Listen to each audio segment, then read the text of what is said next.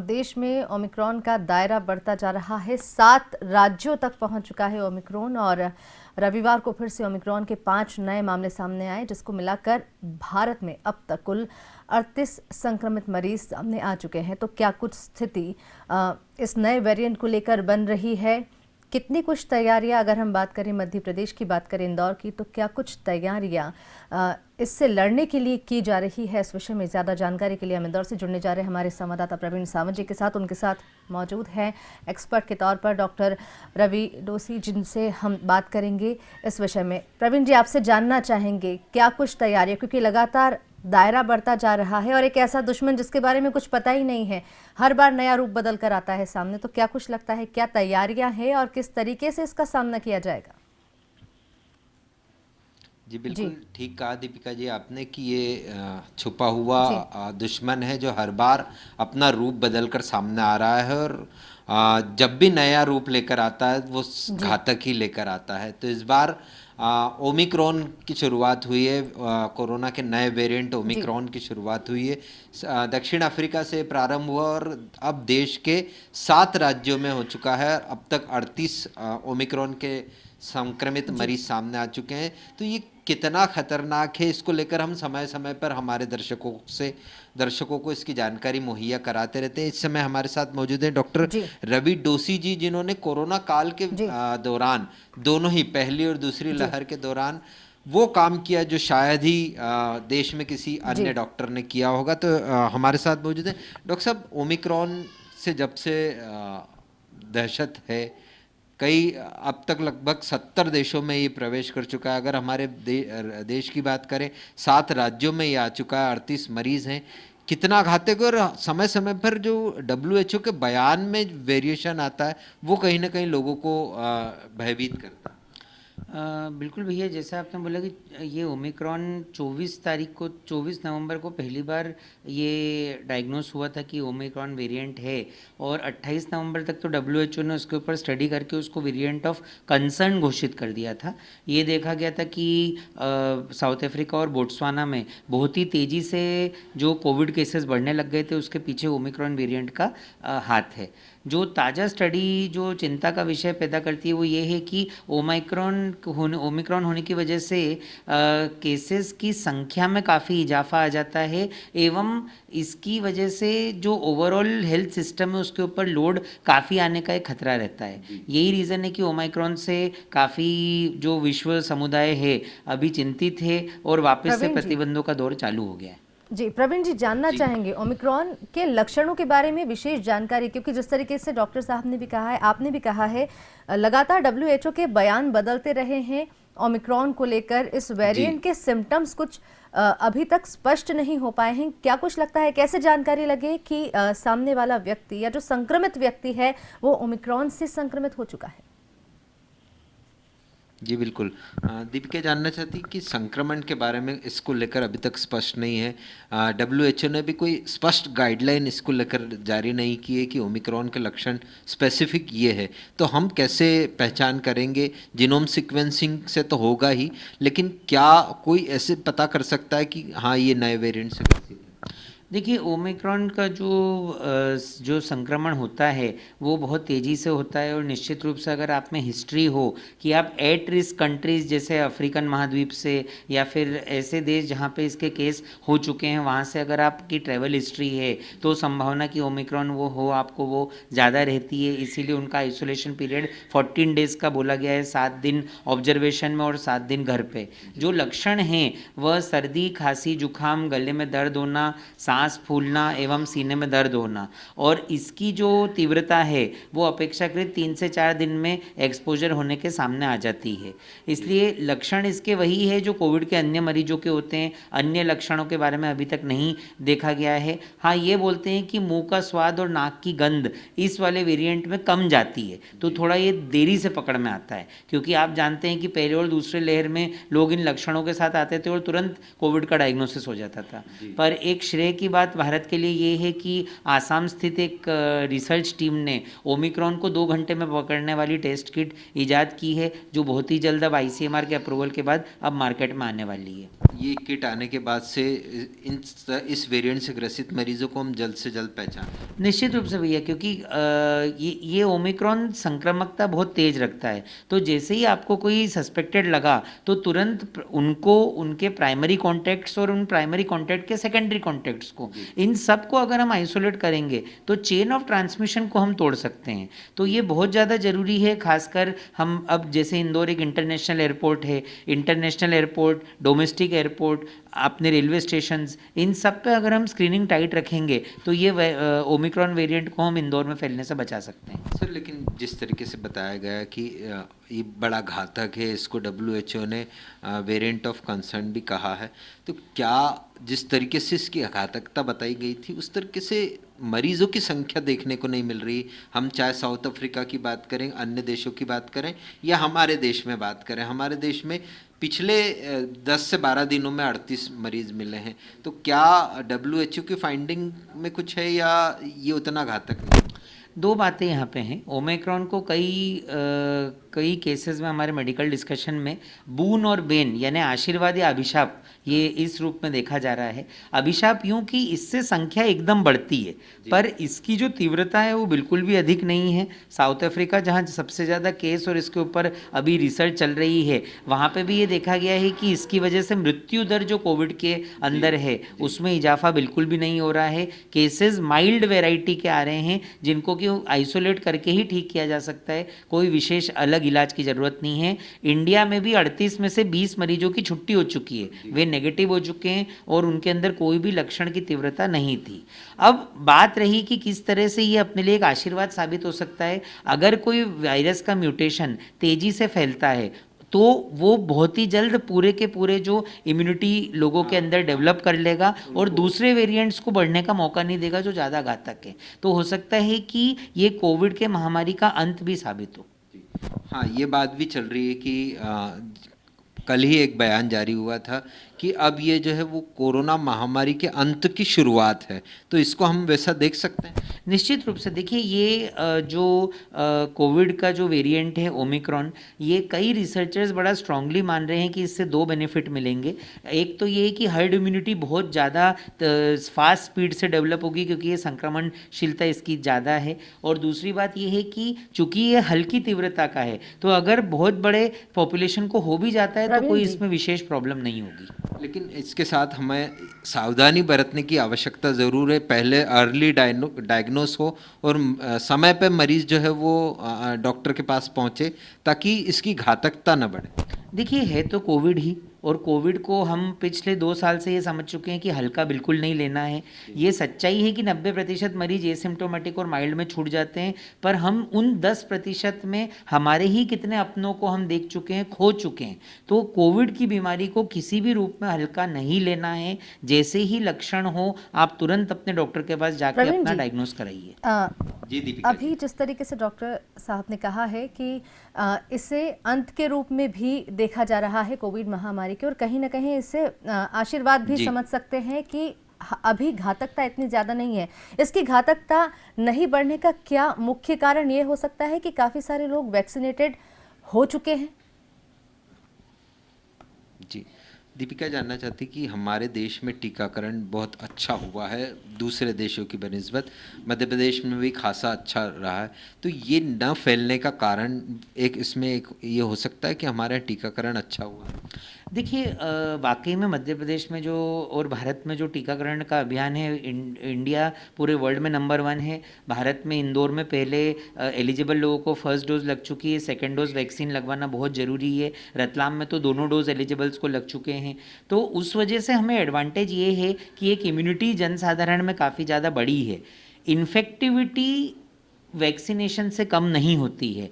ये बीमारी फैल सकती है पर बीमारी के अंदर तीव्रता नहीं आएगी, उसके लक्षण ज़्यादा घातक नहीं होंगे अगर हमने वैक्सीनेशन लगाया हुआ है। यहाँ तक कि ओमाइक्रॉन में भी देखा गया है कि मौजूदा वैक्सीनेशन के दोनों डोज जो ले चुके हैं उनके अंदर ये बीमारी ज़्यादा घातक रूप नहीं ले रही है। तो दोनों डोज वैक्सीनेशन होना बहुत बड़ा हमारे लिए एक एडवांटेज का काम है। और हमें, मैं आपके माध्यम से जनसाधारण को ये बोलना चाहूँगा कि सेकेंड डोज के प्रति जो इंदौर में एक थोड़ा सा हम लैकिंग है, हमें आगे रह के हमारे सेकेंड डोज वैक्सीनेशन लगवाना प्रवीण जी। ही लगवाना है ये। सर इसमें जी प्रवीण जी, लेकिन बड़ा प्रश्न उठता है, लगभग 2 साल से ज़्यादा का समय हो चुका है और बच्चों के लिए वैक्सीनेशन अब तक नहीं आए, बड़े हालांकि वैक्सीनेटेड हो चुके हैं, लेकिन जिस तरीके से ओमिक्रॉन की दस्तक के साथ तीसरी लहर की प्रबल संभावना जताई जा रही थी, तो क्या लगता है आपके बच्चे वैक्सीनेटेड नहीं हुए हैं और मध्य प्रदेश टोटल अनलॉक है, क्या लगता है बच्चे स्कूल जा रहे हैं और वैक्सीनेटेड नहीं है, कितना खतरा आपको लगता है? और जिस तरह की लापरवाही हम देख रहे हैं हाल फिलहाल, अगर हम इंदौर की बात करें, कोविड प्रोटोकॉल का पूरे तरीके से पालन नहीं किया जा रहा है, तो क्या ये ओमिक्रॉन वाकई में तीसरी लहर लेकर आ सकता है, या फिर जिस तरीके से उन्होंने कहा कि इसकी संक्रामकता अभी ज़्यादा नहीं है तो डरने की इतनी विशेष बात नहीं है? सर बच्चों के जो टीकाकरण को लेकर कई सवाल उठते हैं। अभी भी माता पिता चिंतित हैं कि वो तो वैक्सीनेटेड हो चुके हैं लेकिन बच्चे जो हैं वो अभी वैक्सीनेटेड नहीं हुए, और उसकी पॉपुलेशन यानी कि प्रतिशत बहुत ज़्यादा है। लगभग 40% लोग बच्चे हैं जो वैक्सीन से छूटे हुए हैं। अभी शुक्रवार को ही आईएमए के हमारे सारे पदाधिकारियों ने एक डिमांड करी है पुरजोर की बच्चों के वैक्सीनेशन का जो रिसर्च है उनके ट्रायल्स और डाटा आ चुका है और बहुत ही जल्द उसके लिए अब सहमति भारत सरकार दे दे, उसकी अनुमति भारत सरकार दे दे। बच्चों का पूल निश्चित रूप से एक ऐसा पूल है जो विदेशों में इम्यूनाइज हो चुका है, इसीलिए वहाँ पे स्कूल वगैरह भी चालू हो चुके हैं। हमारे यहाँ स्कूल चालू हो चुके हैं पर बच्चे इम्यूनाइज नहीं हैं।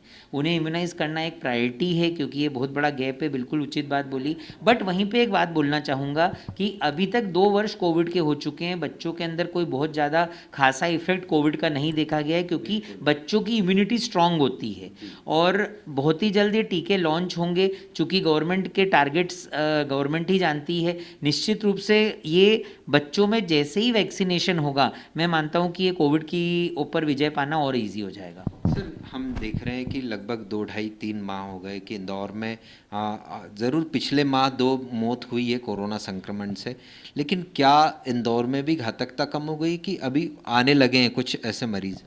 अभी हाल फिलहाल की बात है, अभी पिछले 3 हफ्तों में हमारे यहाँ पे करीबन 20 से 25 मरीज कोविड के आके गए हैं, जिनमें से 9 या 10 मरीज आईसीयू में भी आए हैं। उनमें से 2 मरीज तो ऐसे थे जिनके अंदर 85% तक के फेफड़ों का संक्रमण देखा गया था एवं उन्हें वेंटिलेटर पे भी रखना पड़ा था। हालांकि इलाज के बाद में उन्हें फ़ायदा हुआ और अब हम उनकी छुट्टी करने जा रहे हैं। तो ये घातकता है, अभी भी हम इसको हल्का ना लें। ये जो 2 मरीज वेंटिलेटर पे गए थे वो ये थे जिन्होंने अपने लक्षण होने के 7-8 दिन तक भी कोई उचित इलाज नहीं लिया था और छोटी मोटी मेडिकल से जाके दवाई ले ली और खुद ही अपना इलाज करने के प्रयास करते रहे। और उसमें चिंताजनक बात थी कि ये वो व्यक्ति थे जो डायबिटीज़, हृदय रोग और ब्लड प्रेशर से कोमॉर्बिडिटीज थी इनको, फिर भी वो जाके सिंपल मेडिकल से दवा ले ली, पैरासीटामोल खा ली। आपको अगर सर्दी, खांसी, तेज बुखार जैसे लक्षण हैं, आज के समय जब कोविड एक महामारी का रूप है, जल्द से जल्द उचित चिकित्सकीय परामर्श लें, मेडिकल पे जाके दवाई लेने का मोह छोड़ दें। ये बिल्कुल सही बात कही डॉक्टर साहब आपने, क्योंकि हमारे देश में हम देखते हैं कि हमें मामूली सर्दी, खांसी, बुखार ये सब होता है तो या तो हमारे घरों में ही बहुत सारे डॉक्टर हैं या फिर मेडिकल स्टोर से अपने हिसाब से दवाइयाँ लेकर, और उसमें सबसे ज़्यादा पैरासीटामोल का यूज़ करते हैं। ये कितना घातक है? ये बहुत घातक है। आप ये देखेंगे कि ये जो डिले आ जाता है कोविड के लिए, अब जो नई रिसर्च है मोलुप्रोनावीर, पेलोक्साविड, एंटीबॉडी कॉकटेल, ऐसी बढ़िया दवाइयाँ आ गई हैं कि अगर आप 72 से 96 घंटे के अंदर डॉक्टर साहब के पास पहुँच गए, आपका डायग्नोस हो गया कि कोविड है, दवाई चालू हो गई, तो आप 100% ही अपने घर ठीक होके जाएंगे। वहीं पे अगर ये शुरुआती 3-4 दिन का पीरियड निकल गया तो कोई भी दवाई ये गारंटी नहीं देती कि आप ठीक होके घर जाएंगे। बिल्कुल सही सर, आपने बताया कि कई ऐसी दवाइयाँ आ गई। हमने फर्स्ट और सेकंड वेव में दवाइयों को लेकर भी बड़ा संघर्ष किया। ऑक्सीजन का तो एक अपना अलग संघर्ष था ही, दवाइयों को लेकर भी संघर्ष किया। तो अब कितनी एडवांस जो है वो चिकित्सा हो गई है कोविड को लेकर पहले से? जितने भी एडवांसमेंट कोविड को लेके आए हैं, उन्होंने फर्स्ट और सेकेंड वेव में जो हम दवाइयाँ वापर रहे थे उनकी उपयोगिता के बारे में चिकित्सक समाज की समझ को बहुत बढ़ाया है। एवं जो दवाइयाँ हम फर्स्ट में वापर रहे थे वो सेकेंड में हमने नहीं करी, जो सेकेंड में हमने वापरा वो अब शायद हम ना करें। ये रिसर्च है, ये बीमारी ऑनगोइंग है, इसलिए इसकी रिसर्च जो पहले एक 10-15 साल में समझ बनती थी किसी चीज़ की, अब हमको एक 1.5 साल में बनानी पड़ रही है। पर एक ही बात है, आज भी मेडिकल साइंस लेट आने वाले का इलाज कोविड से नहीं कर पाती है, सिर्फ उसी का कर पा रही है जो जल्दी आए। एक बार ये वायरस अपने अंदर पांव जमा लेता है तो फिर इसको हटाना बहुत मुश्किल है। सर, इसको लेकर हमें अभी और कितनी सावधानी, और क्या जिस तरीके से आप बात कर रहे हैं, कई और एक्सपर्ट्स बात कर रहे हैं कि अब हमें अलग अलग तरह के वायरस के लिए रेडी रहना पड़ेगा? एक मैं अपने मतलब एक्सपीरियंस से एक बात बोलना चाहूँगा कि पिछले 10 से 15 साल में हम हमेशा ये जो ठंड के आते हुए महीने रहते हैं, नवंबर, दिसंबर, जनवरी में, इस तरह के निमोनिया से हम काफ़ी पेश आते हैं। पर अब जब इतनी जागरूकता फैली है तो हमें ये समझना पड़ेगा, नंबर 1, जाँच करने से मत शर्माइए। खांसी को कभी भी सामान्य मत मानिए कि ये तो छोटी मोटी खांसी है। उचित जाँच करवाने से शर्माइए मत। आज भी अगर हम कोविड की जाँच अगर 10 लोगों को बोलते हैं तो 10 में से 5 लोग ही जाके कोविड का जांच कराते हैं। खकार की जांच टीबी के लिए बोलते हैं तो 10 में से 2 ही जाके वो जांच करवाते हैं। बहुत ज़रूरी है कि हम जागरूक बने। जितना जल्दी हमें हमारी बीमारी का नाम पता चलेगा, विशेषकर फेफड़े की बीमारी का, हम ठीक हो सकते हैं। कोई भी दवाई तभी असर करेगी जब उसको उसके उचित समय पे आप इस्तेमाल करें। एक बार गाड़ी स्टेशन से निकल गई, फिर कितना भी करें, फेफड़े के मामले में नुकसान वो देगी ही देगी। सर, हम देख रहे हैं कि कोरोना महामारी ने कई लोगों को जागरूक किया है, स्पेशली अपने स्वास्थ्य के प्रति। पहले के और अब की तुलना में आप कितना, क्योंकि आपके पास लगातार मरीजों से संपर्क बना रहता है, अस्पतालों में मरीजों की संख्या रहती है, पहले और अब में, कोरोना काल के पहले और कोरोना काल के बाद कितना अंतर देखते हैं जागरूकता के लिहाज से? जमीन आसमान का फ़र्क देखने को मिल रहा है। जागरूकता अब हर स्तर पर आ चुकी है। हर वर्ग, शिक्षित, अशिक्षित, कामगार वर्ग हो या फिर वाइट कॉलर जॉब का हो, सभी काफ़ी जागरूक हो गए हैं। अपेक्षाकृत पहले एडवाइस देने पे 30% लोग एडवाइस को मानते थे जांचों और इलाज को लेके, तो अब 60-70% मानने लग गए हैं। अब ये टारगेट है कि कैसे 100% लोग माने, इसके लिए जागरूकता को और फैलाना है। जी, जागरूकता की बात यहाँ पर आपने कही है। लगातार जिस तरीके से अगर हम बात करें, एमवाय अस्पताल प्रदेश का सबसे बड़ा सरकारी अस्पताल, जहां पर बहुत ज़्यादा बर्डन रहा था कोरोना काल के दौरान, और उसके बाद अगर हम बात करें तो सबसे ज़्यादा जो मरीज़ हमें देखने को मिले थे अरविंदो में ही देखने को मिले थे। वहीं पर सबसे ज़्यादा मरीजों का उपचार किया गया और स्वस्थ होकर भी काफ़ी सारे लोग वहां से निकले हैं। ऐसे में जब डॉक्टर खुद इन संक्रमितों के बीच रहते थे तो वो क्या ऐसे नियम थे, वो क्या ऐसी बातें थी जिन्हें वो फॉलो करते थे और संक्रमण के बीच में रहते हुए भी स्वस्थ रहे हैं? तो हम मतलब दर्शकों को बताना चाहते हैं कि उन्हें किन किन चीज़ों का ध्यान रखना है, क्या क्या सावधानियां रखनी है, ताकि तीसरी लहर की आशंका पूरे तरीके से खत्म हो सके। सर, फर्स्ट और सेकेंड डोज के लहर के दौरान डॉक्टर्स भी बड़ी संख्या में संक्रमित हुए थे, लेकिन फिर भी वो एक संख्या आम जन से काफ़ी कम थी। वो ऐसे क्या प्रिकॉशन थे जो उन्होंने रखे और जो आम जन को रखना चाहिए? सबसे बड़ा प्रिकॉशन और सबसे बड़ा इलाज हर व्यक्ति के पास आज भी बहुत ही सस्ते दरों में या निःशुल्क उपलब्ध है, और वो है मास्क। हर डॉक्टर आज ये जागरूकता रखता है कि वो स्वयं मास्क पहनते हैं। मरीज को ओपीडी में डील करते टाइम, वार्ड में जाते टाइम, अस्पताल में रहते टाइम मास्क का इस्तेमाल बहुत ज़्यादा ज़रूरी है। सैनिटाइजेशन यानी कि साबुन और पानी से 20-30 सेकंड तक अपने हाथ रेगुलरली धोना। कम से कम भीड़ वाली जगह पे जाना, जहाँ तक के हो सके अगर ज़रूरी नहीं हो तो क्राउडिंग नहीं करना है, और दोनों डोज वैक्सीनेशन का लगवाना।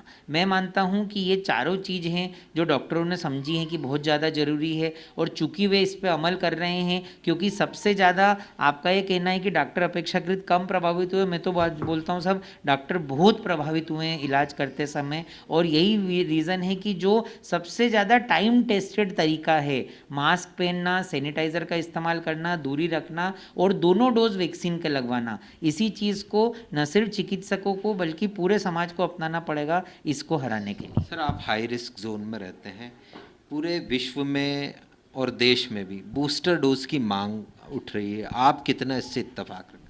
विदेशी डाटा जो मॉडर्ना और फाइजर वैक्सीन के बेसिस पे जो रिसर्च की गई थी उसमें बूस्टर डोज का रिकमेंडेशन उन्होंने रखा है। कई देशों का ये भी कहना है कि कोवैक्सीन का बूस्टर डोज लेने से आप ओमाइक्रॉन से बच सकते हैं। हमारे देश में जो कमेटी है वैक्सीनेशन की उसने बूस्टर डोज का रिकमेंडेशन नहीं किया है, तो मैं जो भारतीय आईसीएमआर प्रिंसिपल के हिसाब से बूस्टर अलाउड नहीं है। अभी हमारी प्राथमिकता ये है कि जिसने सेकेंड डोज वैक्सीन का नहीं लगवाया है वो पहले जाके अपने 2 डोज तो पूरे करे, बूस्टर उसकी बात की बात है, और बूस्टर से होने वाला एडवांटेज अभी तक प्रमाणित नहीं है, ये एक रिसर्च का विषय है। लेकिन क्या जो हाई रिस्क जोन में रहते हैं उन्हें लगना चाहिए? आईएमए ने जो सबसे पहले डिमांड रखी थी बूस्टर की वो अगस्त में रखी थी, क्योंकि मुझे खुद को इंदौर की पहली वैक्सीन लगी थी दिसंबर मिड में। उसके बाद से 6 महीने का प्रभाव देखा जाता है। उसके बाद सभी हेल्थ केयर और फ्रंटलाइन वर्कर्स, चिकित्सकों में के अलावा पुलिसकर्मी हुए, नगर निगम के स्वास्थ्य कर्मी हुए, फार्मेसिस्ट हुए, आप पत्रकार गण हुए, आप सभी वे लोग हैं जो प्रथम उन चीज़ों के संपर्क में आते हैं, हाई रिस्क जोन में हैं। ऐसे में अगर रिसर्च आने में समय लग रहा है, एडवांटेज हो, तो निश्चित रूप से बूस्टर के लिए सरकार को हमारी मांग स्वीकार करनी चाहिए। प्रवीण जी, एक सवाल यहाँ डॉक्टर साहब से जानना चाहेंगे हम। लगातार जो है जब से कोरोना पूरे विश्व में फैला है उसके बाद भारतीय संस्कृति की अगर हम बात करें, भारतीय जीवन शैली की अगर हम बात करें, भारतीय मसालों की अगर हम बात करें, आयुर्वेद की अगर हम बात करें, तो कहीं ना कहीं उसका लोहा भी माना है पूरे विश्व ने। भारतीय जीवन शैली की अगर हम बात करें तो जो लोग शखैन करते थे, जो लोग गले मिलते थे, वो भी नमस्कार को अपनाने लगे। तो क्या कुछ लगता है आपको भारतीय जीवन शैली जो भारतीय लोग छोड़ चुके हैं कितना महत्वपूर्ण है? अगर उसका पालन किया जाए तो कहीं ना कहीं कोविड प्रोटोकॉल का पालन अपने आप हो जाता है। जी बिल्कुल। सर, दीपिका जानना चाहती, विश्व की सबसे अधिक जनसंख्या वाले देशों में भारत शामिल है।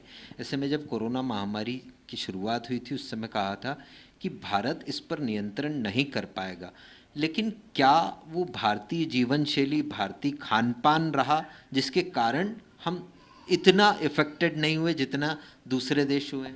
नहीं, दीपिका जी ने बहुत ही महत्वपूर्ण क्वेश्चन पूछा है। देखिए, एक बात है, भारत में हमने क्या देखा, जो प्रशासन की तरफ से चुस्ती बरती गई, जिस तरह से हमारे यहाँ पे लॉकडाउन बहुत ज़्यादा असर वाला रहा, स्ट्रिक्टली लागू हुआ।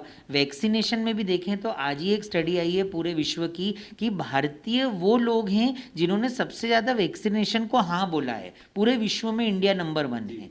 तो और कहीं ना कहीं हमारी जो चिकित्सकीय प्रोटोकॉल रहे, जिन प्रोटोकॉल्स में हमने इलाज किया, उनसे भारत का परफॉर्मेंस कोविड में दूसरे देशों की अपेक्षा काफ़ी अच्छा रहा है।